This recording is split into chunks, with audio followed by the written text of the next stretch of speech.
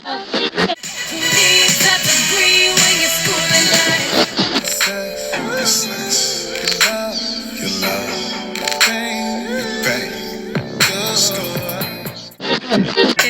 repeats itself.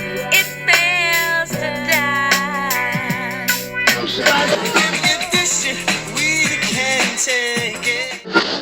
You are now tuned into But What Is Life podcast, the ride to relax, relate, and release into reality where things get fun, real, and the advice is unsolicited. It's Ani, and I'm back at you to relax, relate, and release into another episode of But What Is Life. How y'all doing today? Hope y'all doing great. Snaps. Okay. So today's episode is a segue from the last episode where I was talking about my daddy issues. So today we are going to talk about daddy issues. Yes, let's get into it. So, today's episode is inspired by a text message that I received from my dad today. And even though I already was talking about, the fact that I had daddy issues, in the past episodes, today we are going to unpack it a little bit. I really want to ask you, my listeners, my audience, to tell me if I'm wrong. But I'm going to talk about the beginning of me when I was conceived up until now, and why I feel the way that I feel. And then I'm gonna need y'all to answer my question at the end based off of today's text message that I received from my dad. Let's start from the very beginning. First of all, I will say that I have graduated, in the healing game, because I am actually able to say my dad. That's a huge thing for me, because just a year ago, that nigga was still my sperm donor. Let's get into it. Whenever somebody would say, your dad, or if it was a conversation that came up about dads or whatever, and I was asked a question about mine, I would correct people. Or if I was talking about him in conversation, it just rolled off the tongue, my sperm donor. And people would laugh at me. And it's like, I would kind of laugh along with them. But in my mind, I'm like, what's funny? Like, I'm being dead ass serious. Like, it wasn't, for me, it really wasn't a joke. I wasn't trying to be funny or make a joke out of it. That's just honestly how I felt. So now, I will say that I met my dad when I was in 8th grade. No, I think it was the summer before I went into freshman year. So prior to that day of me formally meeting him, I had never spoke to this man before. I have never seen him before. Nothing. Absolutely nothing. Never saw, never spoke, never heard the man's voice. Nothing. I kid you not. So, let's take it back. So, of course, you're wondering, well, what the hell happened? Why didn't you see him? So, I'm just going to paint a picture as far as me as the child before we get into the specifics later down the line.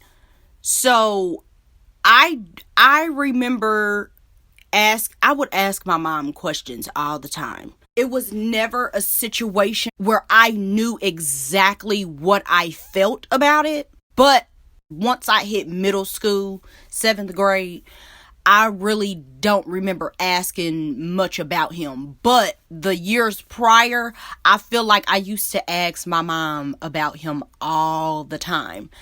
My mom was never, distasteful in her answers to my questions. She never once made him out to be the bad guy.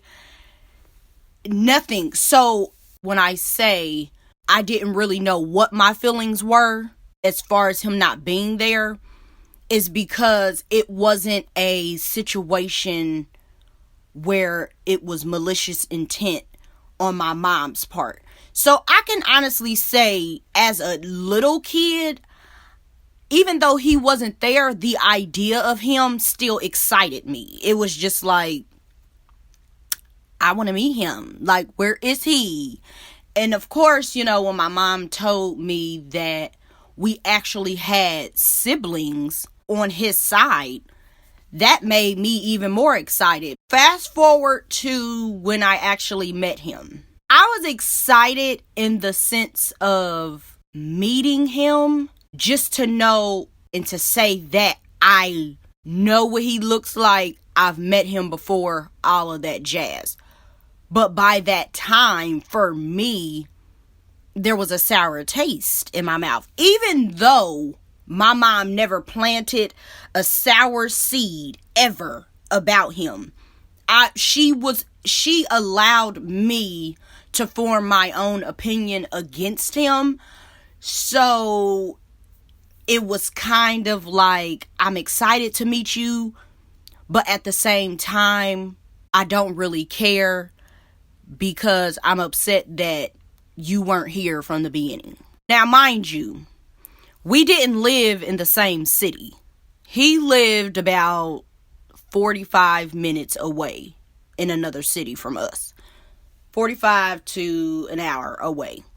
So once we met him, my mom basically took it upon herself to do whatever she could to help that relationship flourish. And when it came to things that he wanted to invite us to, back in that time with, that generation of parenting, it was like, you don't have a fucking choice. You're going. So even though me and my sisters were upset that we had to go down here and act like this big happy family, we still had to go.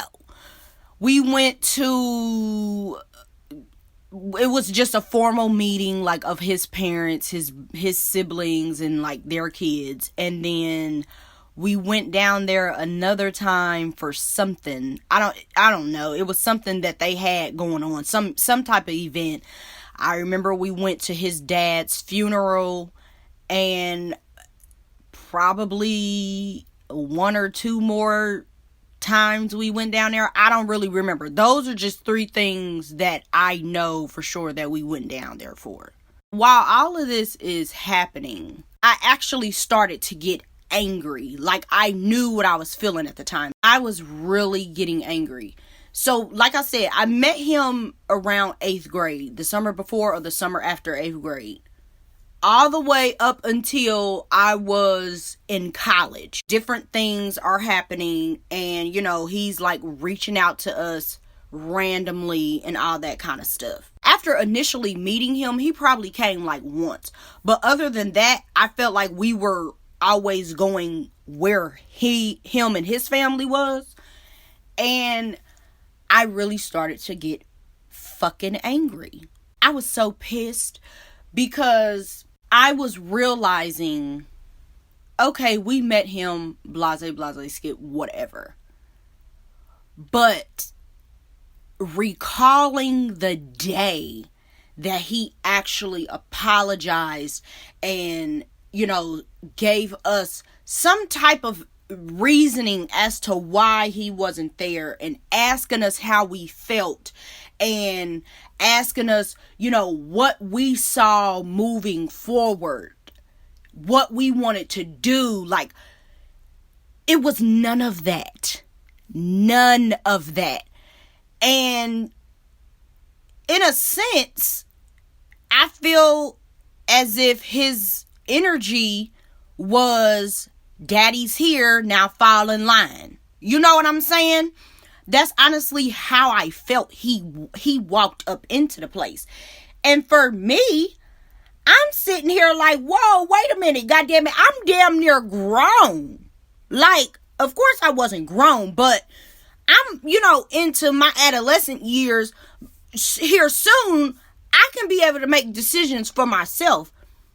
And you walks in and just think that we're supposed to fall in line and do what you want to do, but you ain't even issued no type of apology. You ain't even asked us how we felt about nothing.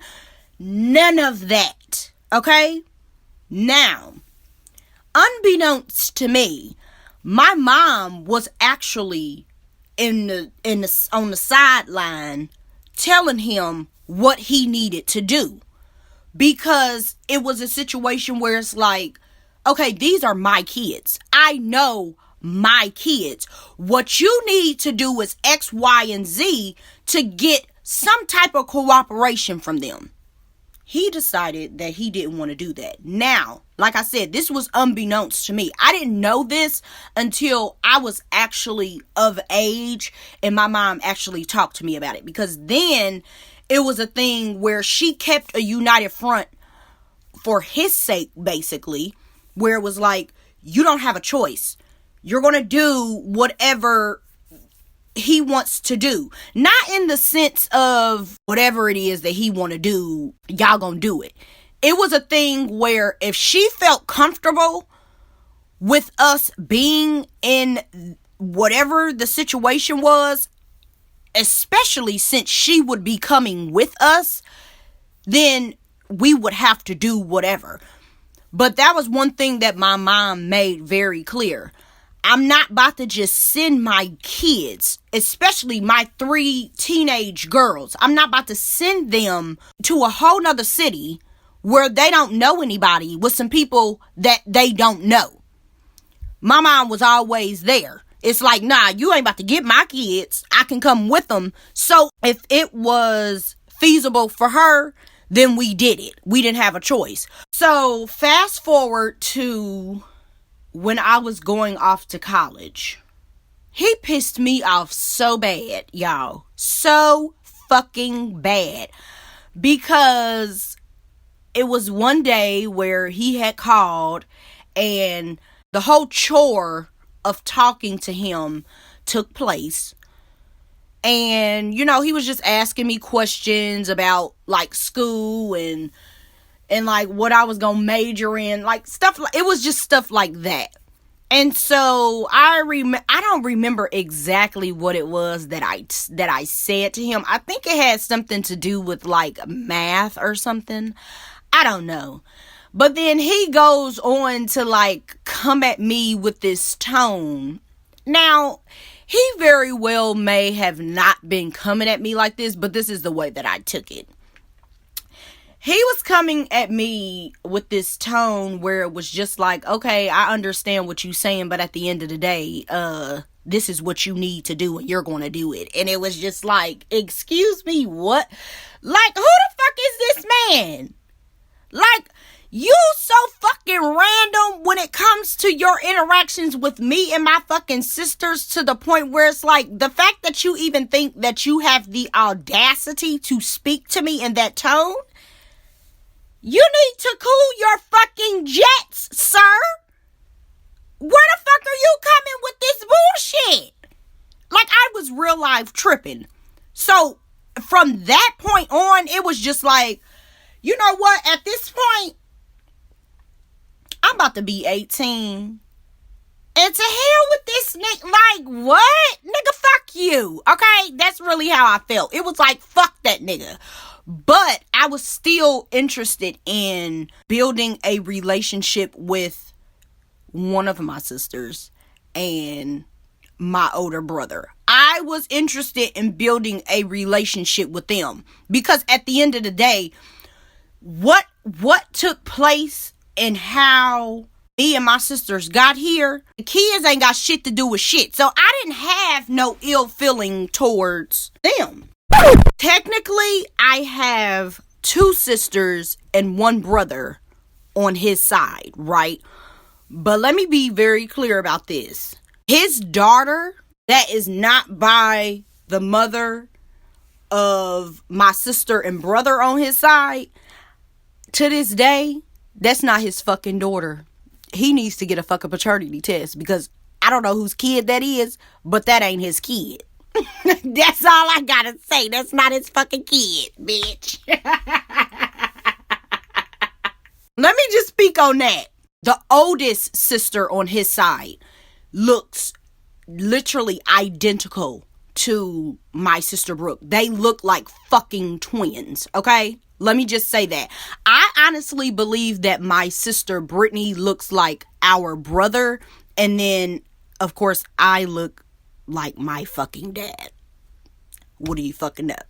But this other kid, the younger sister on his side, her mama had the nerve to say, her pointing to me, talk about, yeah, and she looked just like my daughter. No, the fuck I don't. So badly. She just wanted to say her daughter looked like somebody, but sis don't look like me. Her mind was playing. She was playing the fuck out of crazy, okay? She was on them crackhead ass games that day because she was talking some straight bullshit. Back to the motherfucking story. In my mind, it was just like, I don't need to build a relationship with somebody that I feel like in the end is going to come out that that's not your daughter anyway. So I don't really care to build a relationship with her, but your other 2 kids, I want to build a relationship with them. That is so fucking ignorant. But it's transparent and it's motherfucking honest, bitch. You know what I'm saying? So, me and the one that looks like the twin to my sister Brooke, me and her actually started talking. We were communicating. We were texting. We were talking on the phone. All that. Let's go to the day where we actually had a sit down talk. By this time, it was before my sophomore year in college. It was the spring or summer 2008. We had a sit down talk. And this was the day that he actually decided to apologize. So like I said, prior to that day in 2008, he never issued no type of apology, asked us how he felt, none of that. This nigga was like in the picture, but not really in the picture, and expecting this or that to happen and, you know, trying to build this relationship. But you did not do the prerequisite of apologizing first. So basically the conversation was for him to express how, you know, he was not satisfied with the way that me and my sisters was fucking ignoring his ass. That's basically what the basis of this conversation was. But how dare you think that you could come in this motherfucker trying to express your concerns or your feelings, bitch, when you ain't asked us what the fuck we felt yet. But you come in here like daddy's fucking here. I want to do this. I want to do that. Ain't no ifs, ands, or buts about it. Like, fuck you and what you thought was gonna happen. And I quote, his candid motherfucking reason as to why he was not there was because he had another life. Plain and fucking simple. Hold on, wait a minute, sir. I respect the fact that you just came with the real. You was transparent. You was honest. You was motherfucking candid with your goddamn answer as to why the fuck you was not there. And the way that he handled us after saying that shit was so distasteful. But bitch, that was the nail in the coffin for me.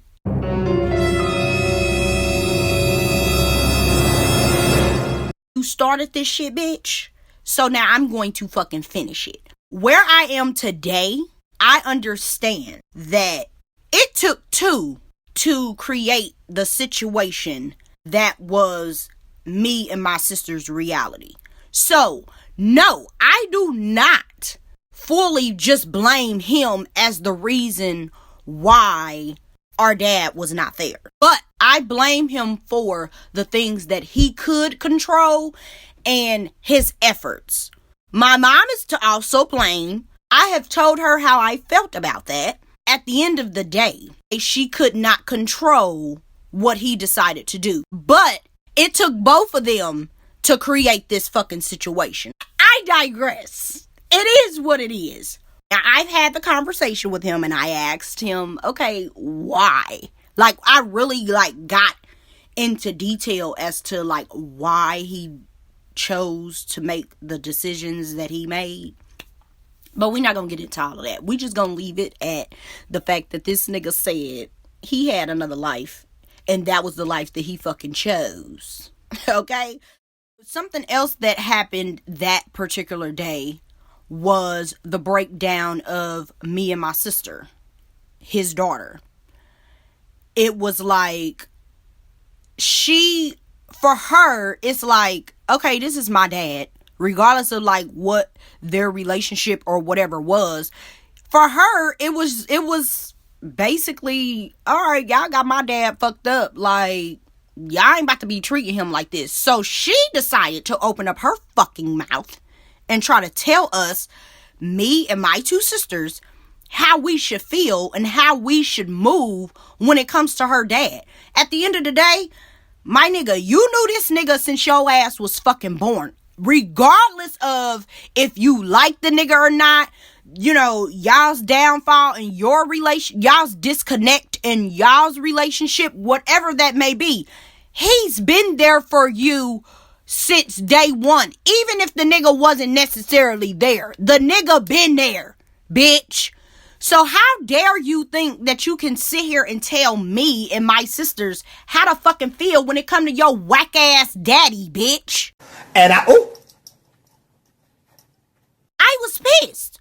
So from that day, it was like, I don't want shit to do with none of you motherfuckers. I still hadn't actually spoke to my brother, his son, the oldest out of us all. I still hadn't had the chance to actually speak to him. So none of these feelings were towards him. I was still open to having a relationship with him. Leading up to me being a young adult and where things kind of started to change for me. After that initial meeting, like I said, that was when I was 18 going on 19. In my early 20s, I was maybe 23. It was around that age. I started to have a change of heart because at this point I had my son. So I'm like, okay, let me forgive him and let me try to work on having a relationship with him. But deep down, I wasn't necessarily doing it for me. I was more so doing it for my son. At the time, I was not understanding me trying to forge that relationship with him based off of my son having a relationship with him that I never had. It was not going to work. It wasn't because in order for my son to have a relationship with him, I would have to establish some type of relationship with him. I had no idea that I even needed to heal from him not being there.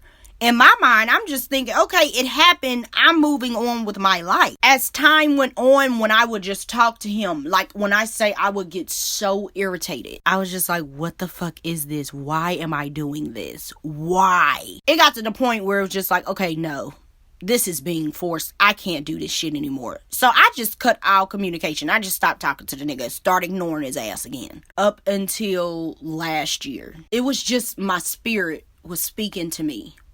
And it was telling me, now is the time. Before last year, I would see like different things, whether it be like on TV, for instance, Iyanla people with daddy issues and them talking about how they healed themselves and all that when it came to their dad. And my question always was, okay, I hear you when you say you healed those wounds from your dad not being there and this, that, and the third, and now y'all's relationship is better, y'all talking and this, that, and the third.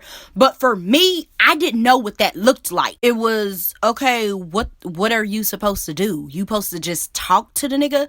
And I guess the more I talk to him, the more I will actually like talking to him, and then I could deal with him. But no, that was not it. And I was so lost and confused on the necessary steps that I had to take on my part to even start the healing process. I had to dig deep and figure out what it was that I actually needed to heal. And like, I was just noticing like different patterns as far as when it comes to different relationships. Now, I've said this before in the last episode, how I sabotage relationships. And the reason why I sabotage relationships is because that was a daddy issue that I was dealing with, where most of my hurt was. So it came out in other ways. So the fact of my dad abandoning me and not being there for me, in the most precious moments, the moments where I needed him, him being the first man to just show me how to interact with a man, how, as far as like men and women interacting with each other, or, just me interacting with a man. Or another thing that I've come to realize is, with him not being there, I did not know how to assert myself.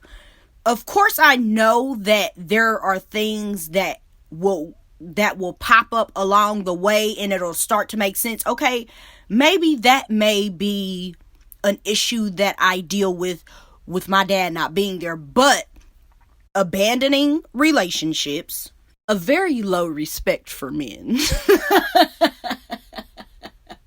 In the sense of, nigga, you can't do shit for me that I can't do for my motherfucking self, bitch. If you do anything, that's fucking extra. And 9 times out of 10, it's just like, is it really gonna be that great? And an issue with asserting myself. Because I feel like when it comes to men, they can be straight and to the point and just simple in that sense. No need to go into all the what ifs or the possibility of things. It's more so, okay, here's an issue, here's a solution, let's get it done so we can move the fuck on. And when it comes to asserting myself, just dealing with other people, I felt that I lacked that. But I feel like if my dad was there, when it comes to me processing my emotions and asserting myself in different situations, I feel like I would be a lot better at that. I actually explained all this stuff to him. And the few conversations that I've had with him, they've been very good. I can honestly say right now where I am not necessarily looking for a relationship for real. What I did last year was really for me to officially and honestly forgive him for his absence. And I feel like I was very successful in doing that because, like I said, I don't even call the nigga my sperm donor anymore. So within the last 6 months, I have done some serious healing by being able to call him my dad at this point. Since I have done that, that has guaranteed some serenity for me to really get to the state that I'm in now, to really have peace within. Back then when he said what he said, as far as his candid reason why he wasn't there, I had so many emotions, but out of respect for my mother, I didn't just go ham on a nigga in that setting. And at the same time, it was just like, well, how do I express myself to him? I didn't know how. And I will honestly say that troubled me. It really did. I finally got the courage to really explain candidly. It was basically like me writing a letter to him, but I called him one day and I asked him to listen, and I read that letter word for word, everything, how I was feeling, whether I cussed, whether I said something that may have hurt his feelings. At that point, I had decided, you know what? I'm not going to put what I'm feeling on the back burner or whatever else because it's going to make this person feel some type of way. I realize I can feel the way that I feel in a situation and that be okay too. So I'm going to live my truth. And if that hurts you, honestly, that's a motherfucking personal problem. Now, of course, I'm not just out here blatantly trying to hurt people. No, that's not the case.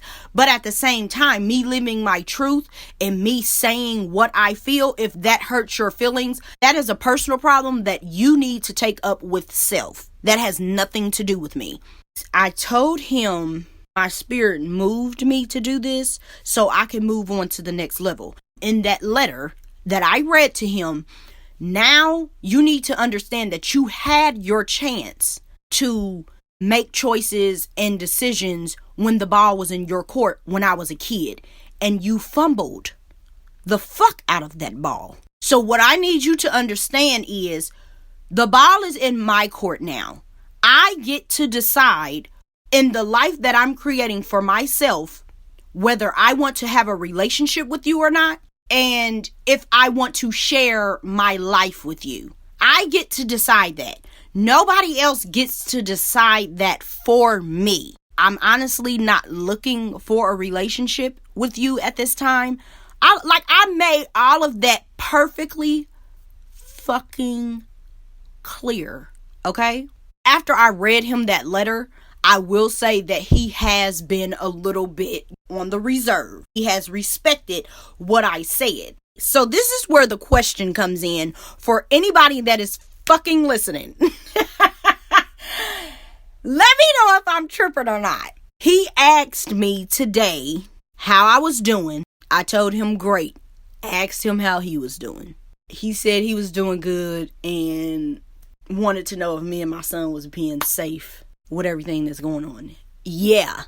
So then he went on to say, I think about you guys a lot. Is it okay if I call you today? So when I read that message, it was just like, okay, he gets it. Because he's asking, can he call me? So he gets it. He's understanding the boundary that I have put in place. Because I did tell him, I'm going to leave the door open because there's probably going to be another time where I want to have a conversation with you about something from a man's point of view. And I would like to have that conversation with you. I'm not at a point where I want to talk on his time. I'm still at the point where I want to talk on my time. And this is where the grown-up in me comes out, because I understand that you feel that way, but why would you think that it's okay for you to call him when you want to, but he can't call you when he wants to? That's a one-way street, and it's not necessarily fair. Regardless of what this man did in the past, why do you feel that way? I just need y'all to let me know if I'm tripping or whatever. But I don't feel like I'm wrong in this case, because that's just what it is. Like, I've went basically all my life without you. So I really don't see where the fuck you fit in at this point. Is that right or is that wrong?